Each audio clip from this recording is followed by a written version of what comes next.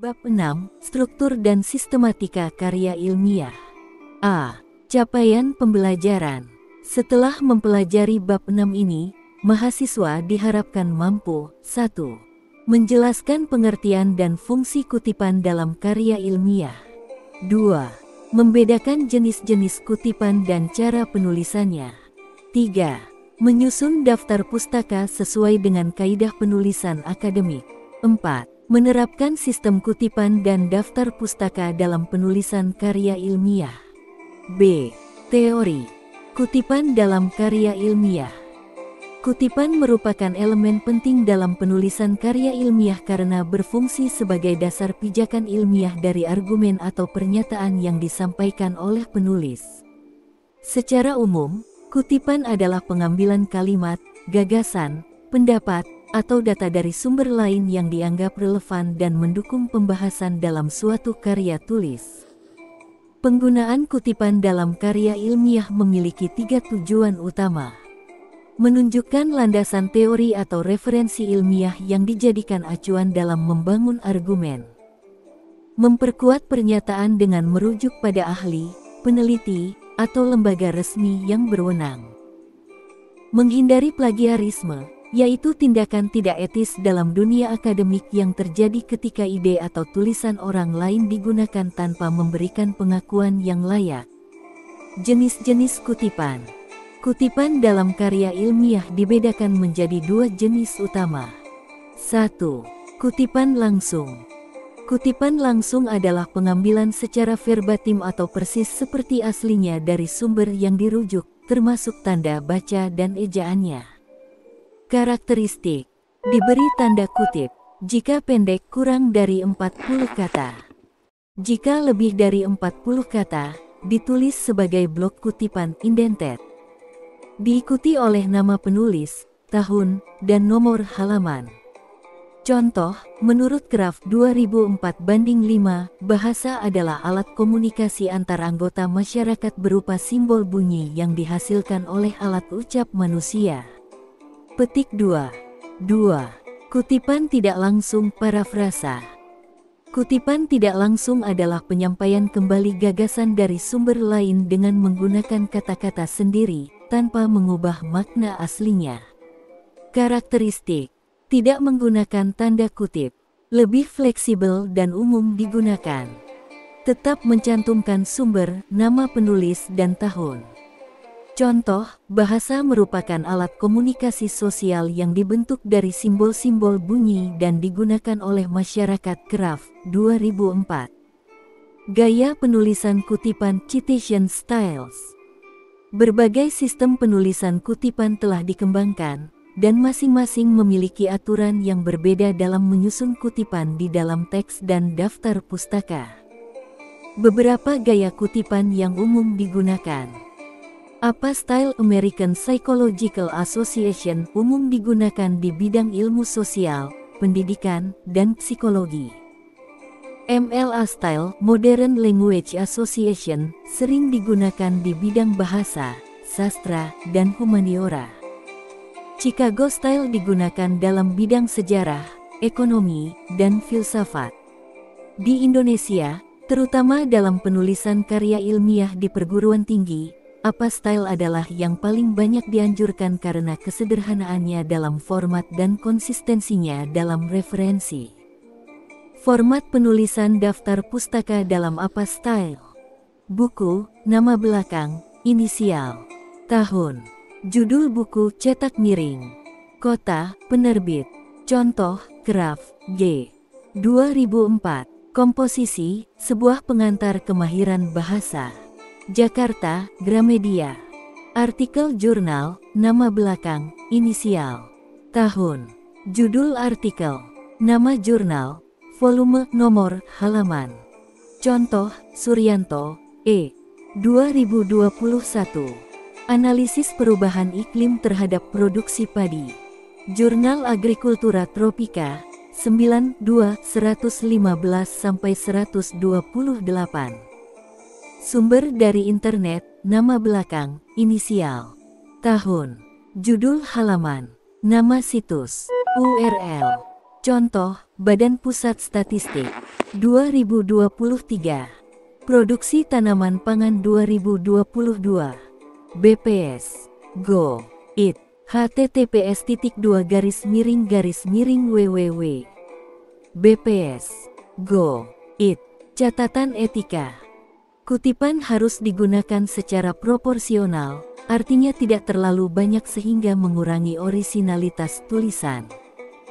Setiap kutipan harus memiliki sumber yang sahih, seperti buku akademik, jurnal ilmiah, atau situs resmi. Semua sumber yang dikutip di dalam teks wajib dicantumkan dalam daftar pustaka, dan sebaliknya. C. Studi kasus. Masalah plagiarisme. Ketika seorang mahasiswa menulis kalimat seperti, bahasa adalah alat komunikasi antar anggota masyarakat, tanpa mencantumkan sumbernya, kalimat tersebut berpotensi menjadi plagiarisme. Plagiarisme adalah tindakan menggunakan ide, tulisan, atau karya orang lain tanpa memberikan pengakuan yang semestinya.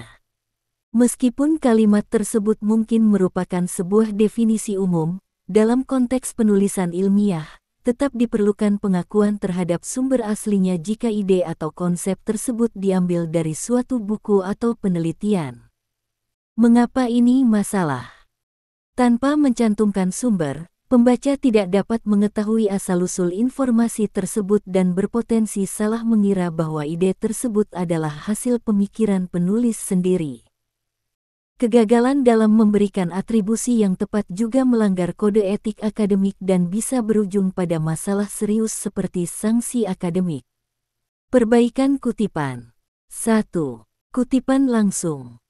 Kutipan langsung adalah pengambilan kalimat atau ide dari sumber yang persis sama dengan aslinya, termasuk tanda baca dan struktur kalimat. Kutipan langsung harus diberi tanda kutip dan disertakan dengan informasi sumber.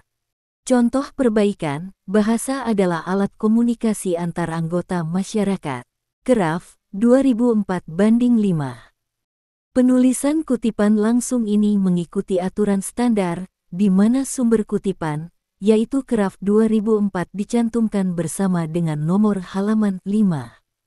Ini menunjukkan kejelasan dari mana kalimat tersebut berasal. 2. Kutipan tidak langsung parafrasa. Kutipan tidak langsung adalah penyampaian kembali ide atau informasi dari sumber lain dengan menggunakan kata-kata sendiri, tanpa mengubah makna aslinya. Contoh perbaikan parafrasa, bahasa didefinisikan sebagai sarana komunikasi yang digunakan oleh anggota masyarakat. Graf, 2004. Parafrasa ini tidak menggunakan kata-kata yang persis sama dengan sumber, tetapi makna dan ide yang disampaikan tetap serupa dengan kalimat asli. Sumbernya tetap perlu dicantumkan agar pembaca tahu dari mana informasi tersebut diperoleh. Penulisan daftar pustaka apa style? Penulisan daftar pustaka yang benar adalah penting untuk memudahkan pembaca menemukan sumber yang dirujuk. Berikut adalah cara menulis daftar pustaka sesuai dengan apa style. Format buku. Nama belakang, inisial, tahun, judul buku cetak miring, kota, penerbit. Contoh daftar pustaka, Graf, G. 2004. Argumentasi dan narasi. Jakarta, Gramedia. Kesimpulan dan pentingnya kutipan yang benar. Kutipan langsung dan parafrasa keduanya memiliki aturan penulisan yang harus diikuti untuk menghindari plagiarisme. Selalu mencantumkan sumber saat mengutip ide orang lain, baik itu dalam bentuk kutipan langsung maupun parafrasa. Menulis daftar pustaka secara lengkap sesuai dengan gaya yang diinginkan, seperti apa style, sangat penting untuk transparansi sumber informasi.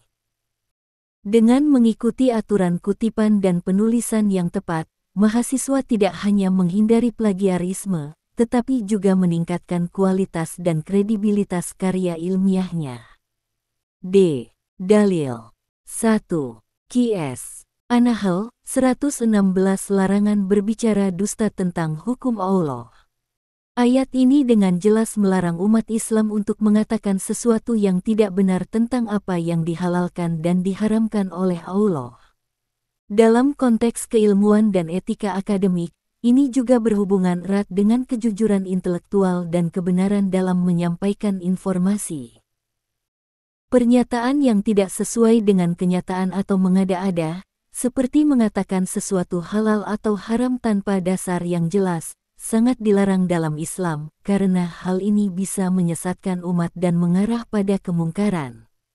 Dalam dunia akademik, ini setara dengan plagiarisme, manipulasi data, atau penyebaran informasi yang tidak dapat dipertanggungjawabkan.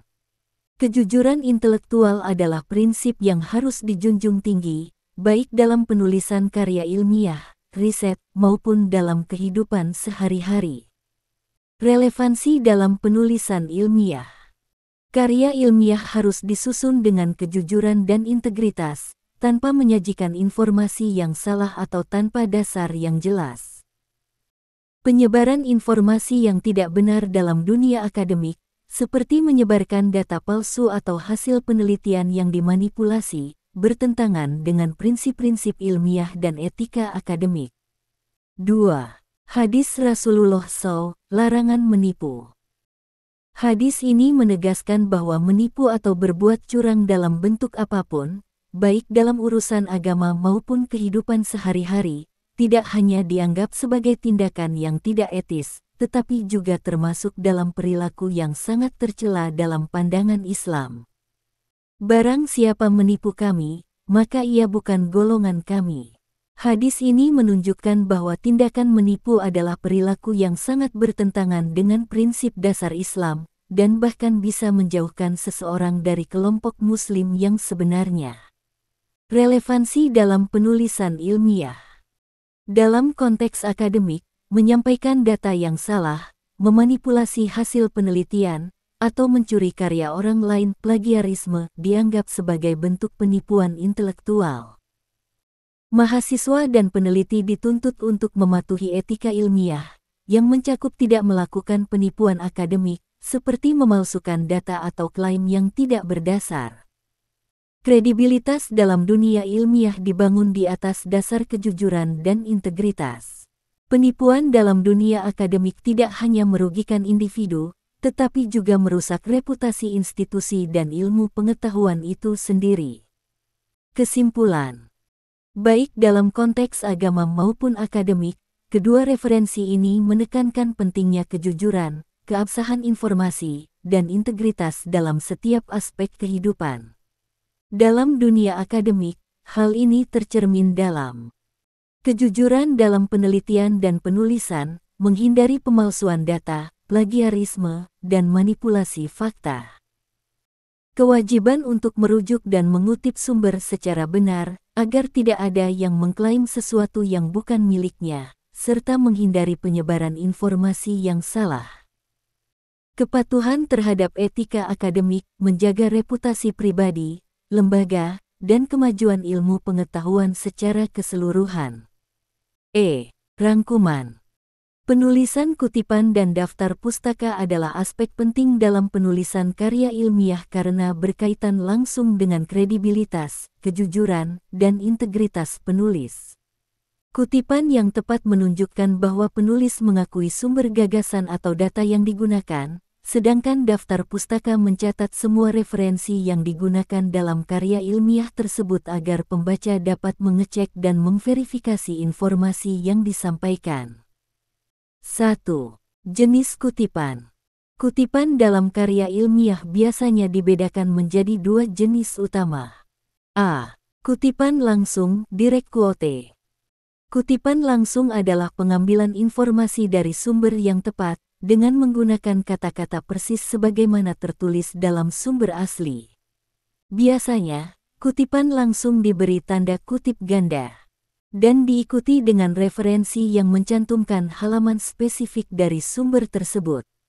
Contoh, menurut Kraft 2004:5, bahasa adalah alat komunikasi antar anggota masyarakat berupa simbol bunyi yang dihasilkan oleh alat ucap manusia. Petik 2. B. Kutipan tidak langsung, parafrase. Kutipan tidak langsung atau parafrase adalah penulisan kembali gagasan dari sumber lain dengan menggunakan kata-kata sendiri tanpa mengubah maknanya.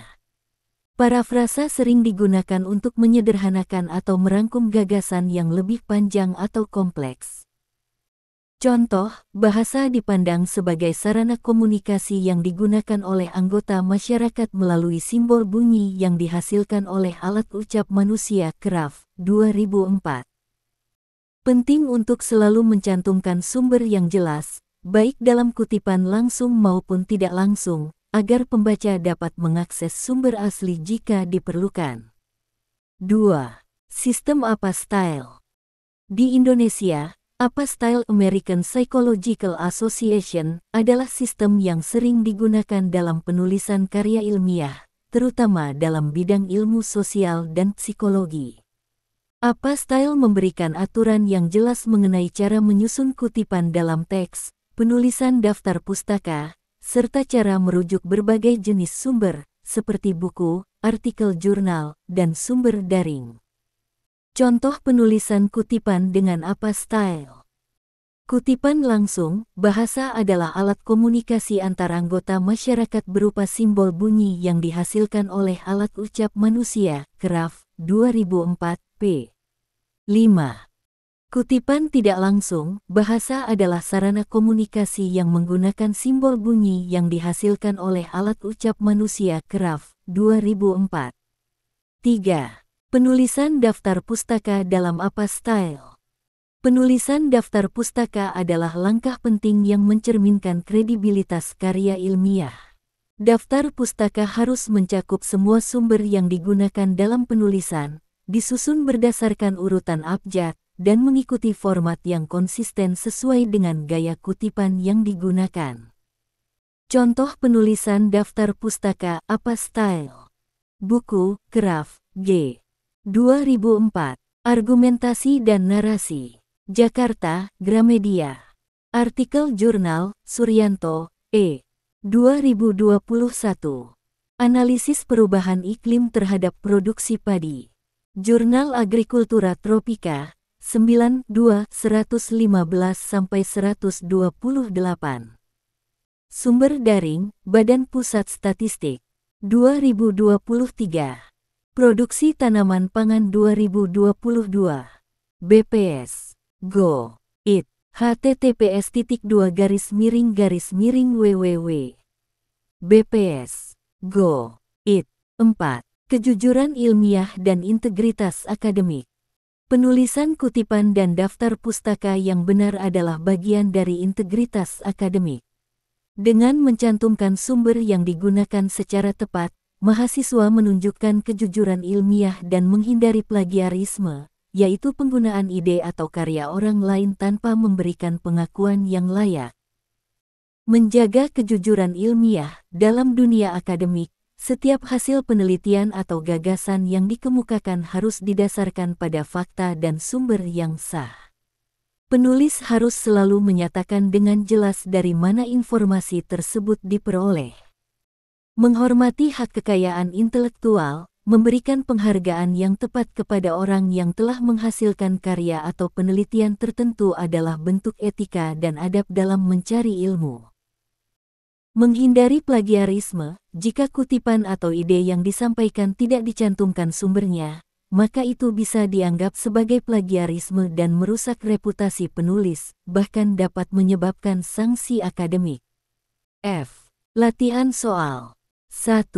Jelaskan perbedaan antara kutipan langsung dan kutipan tidak langsung.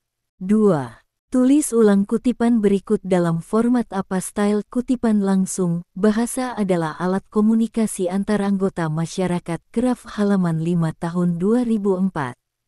3. Buat contoh daftar pustaka dari sumber jurnal ilmiah dan buku. 4.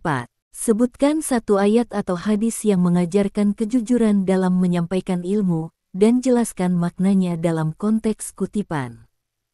Bab 7. Teknik sitasi dan penulisan daftar pustaka. A. Capaian pembelajaran. Setelah mempelajari bab ini, mahasiswa diharapkan mampu menjelaskan pengertian, fungsi, dan pentingnya sitasi dalam karya ilmiah. Melakukan sitasi sesuai kaidah akademik yang benar. Menyusun daftar pustaka berdasarkan format standar seperti apa, MLA, atau lainnya. B.